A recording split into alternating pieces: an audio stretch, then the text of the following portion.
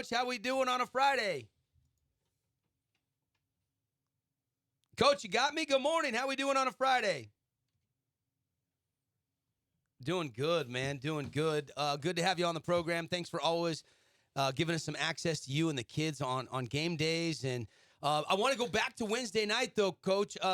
Jordy's got a little calf injury, but he goes out and sets the record, 20 assists. Take me through that as a coach and take me through that as a dad. Kind of a win-win for you.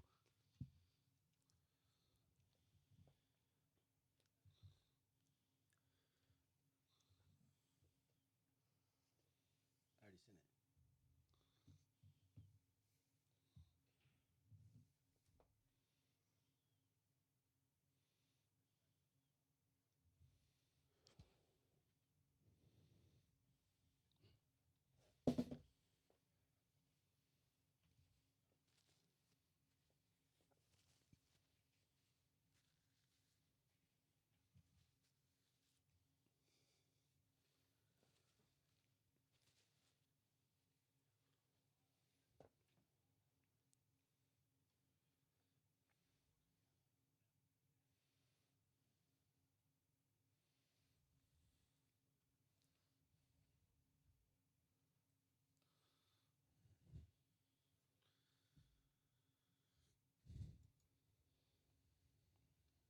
Yeah, no question about it. Had 19 a couple weeks ago against Hurricane, and then 20 and the state's already checked it and approved it. Right? It's official.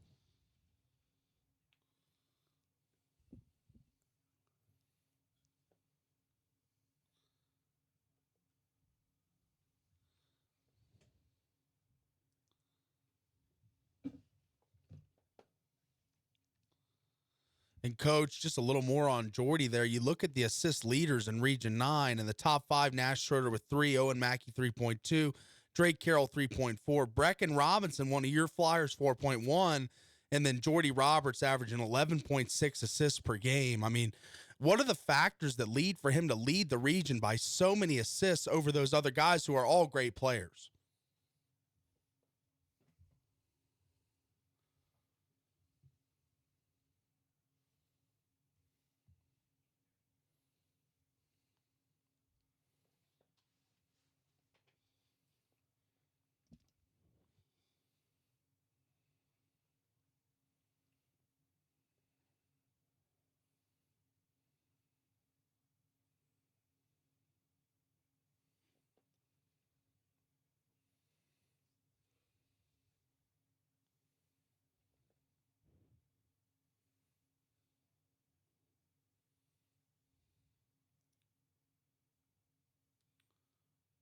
It's got to be rewarding as you to have a team like that with the assists. I mean, Juddy's historically known for that. Like, he loves assisted buckets. That's something that, if it's low in the first half, there's a concerted effort. He doesn't care who's getting the shot, where on the floor, as long as it's the right shot.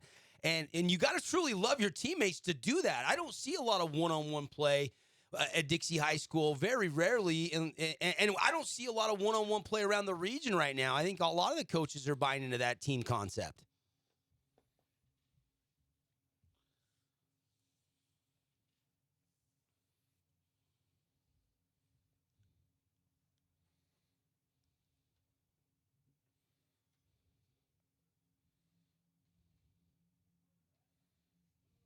But when we'd go to these tournaments, everybody's just playing that style, that one-on-one, and we were playing team basketball and moving it, and and I think it's real basketball, right? I mean, I think it's the way basketball should be played, and it's fun to watch. With our guys, with our Dixie guys, it's like every night. That's what I tell them in the locker room. It's like who knows whose night it is tonight? Brecken goes off for 30 the other night, and then has 19 whatever the other night, and then Kyle goes off. So what's fun about them? It's like whoever's turn it is, the other guys are like, all right, this is my night for assists, and they're so unselfish, and they're just excited to make their teammates look good. We were doing Region 9 Rivals yesterday. It's kind of a fun new segment we've done the last 3 or 4 weeks with Ben Lindquist and Casey Winters here on the show. And I think it was Casey that said the most underrated player in the region is Logan Whitehour. And not underrated in the fact that nobody's talking about him, because you do have Jordy doing what he's doing and Kyle that's doing what he's doing. What are your thoughts is when you hear something like that from one of your other players, like a Logan Whitehour, who maybe does fly under the radar a little bit, but is doing such big things, as you know, for your team? Yeah, and you're exactly right. Like, he might be flying under the radar, maybe in everybody else's eyes, but we know that he's a huge part of our team. Um, the guy that basically came from a 6A school as a junior was averaging 18 points and 8 rebounds, and he's able to sacrifice and come and basically, you know, take a role, you know, play a role, and he's fulfilling that role. I've actually turned him loose a little bit more lately too on some stuff. There's certain spots that he can get to that he's really successful at, and you'll continue to see more of that. But I mean, Logan's one of the greatest teammates. That's another thing that should be talked about probably more than even points and stats and all this stuff. Is he's an unbelievable teammate, and that's an attribute that I think is amazing. You know, Lemke's over 1,000 points in his career. We saw Nash Schroeder go over 1,000 points in his career. You got anybody else flirting with that number, Coach, on your team? You know, Logan's close. Logan will be close too. You know, I don't know. I don't think there's any other guys that'll be close to that 1,000 mark. But I mean, Kyle's already. I think he's over 1,200 already. So Kyle will be the all-time leading scorer at Dixie High School for sure, and he'll be the all-time rebound. He'll have the most rebounds too at Dixie High School. I think he just broke the 500 mark. Whose record did he break? Was it his brother's or was it somebody else's? Do you know off the top of your head? On the rebounding? For points? Both. Rebounding would have been Richard Guyman probably is what we're, you know, of course Dixie's, yeah. You know, a school that's been around for a long time, but we're digging as much stats as we can on that. But, yeah, Guyman was a really good rebounder back in the day as well. And, Coach, another thing that you guys are amazing at is efficiency. You've got 4 players in the top 11 in points per 32. Kyle Lemke, 23.1. Logan Whitehour, 16.7. Brecken Robinson, 16.7.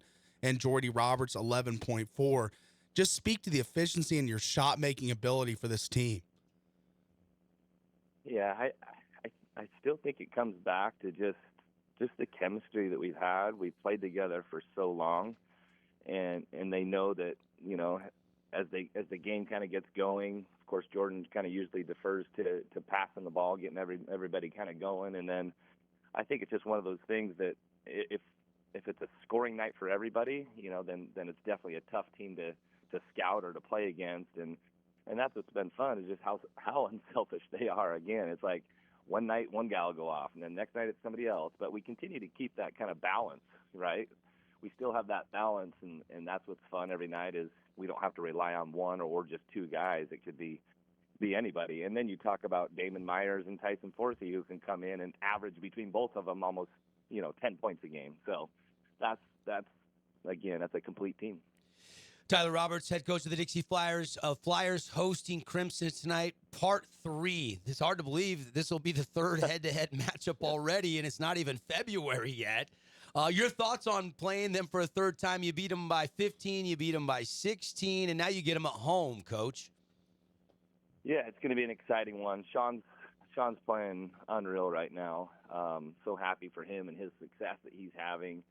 Our guys love him. Obviously, you know, I coached him this summer, so that's been a lot of fun. Just our guys, you know, wanting to play at home tonight is going to be exciting. And Crimson, I know, always plays well here. So, but yeah, it's going to be a tough one. It's always tough to play somebody 3 times, and who knows, we might play them 4 the way things usually work out in state, right?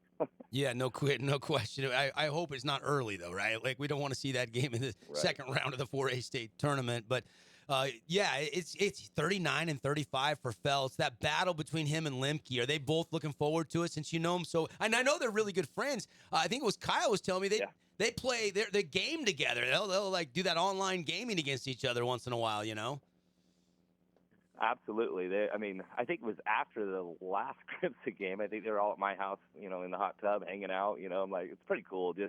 And I think that's what's different, and I think that's what's awesome is, you know, the last, I don't know, forever, right? Nobody's really had those relationships with other players. You know, you call it rivals or whatever, and maybe you just didn't like the other guy, right? But this year, it's like everybody's like friends with other guys on other teams and has a lot of respect for their game. And that's really what it's about, and that's been fun watching that. It's going to be fun tonight at the Hangar. Get there early if you want to see. Man, that Snow Canyon game last week, Coach, that was standing room only, so I'm sure it's going to be another packed house tonight. I would imagine, yeah, it's going to be a good one for sure. Crimson, again, is a great team, and Murdoch always does a great job preparing them. Yep, it's going to be fun. 7 o'clock, the tip-off, pregame about 6:45. Caden Formaster, Ben Lindquist will have the call over there in that one. Me and Connor will be over at Pineview at Desert Hills. So 2 games on the live stream coming your way tonight. Paulie will be in command center. We'll be switching back and forth on the radio side. But if you want to watch either of those games in their entirety, just go to our YouTube page or our website, thefansportsnetwork.com. Of course, is Forsey taking our feed, or is he doing his own feed on FlyFam TV, Coach? Do you know tonight? It'll be your feed, but I think we're going to throw it on the FlyFam TV too. I love it. All right, Coach. Good luck. Enjoy your game day, and we'll talk to you again real soon. Thanks, as always, for joining us on a Friday. Yeah, I appreciate you guys too. Have a great day. All right, Tyler Roberts, head coach of the Flyers. Jordy Roberts, 20 assists. Kyle Lemke versus Sean Feltz tonight. That's the matchup within the matchup. And obviously, can Crimson close the gap? This is the big question mark. Can Crimson close the gap from 15 and a 16-point loss on the road? Really intriguing, because I feel like Crimson's getting better. That's a really big win they had against Pineview last Friday night. I think that this team, Mikhail Lindquist is playing better. I think Marsden and Noah Nelson and some of these supporting cast guards filling in for Scoop Johnson are getting more comfortable with the minutes they're being given. I really think, though, Sean Feltz is the guy, right? Like, if he goes for 30-something, it could be close. It could be close tonight. It's going to be a really interesting night tonight, too. Can Desert Hills bounce back after Snow Canyon beat them by 12? And can Hurricane get their first region win at home against Cedar? You know, you hate nobody going without a win in Region 9, and this is a good shot for the Tigers at home. So there's some good storylines in Region 9 basketball tonight. All right, we'll take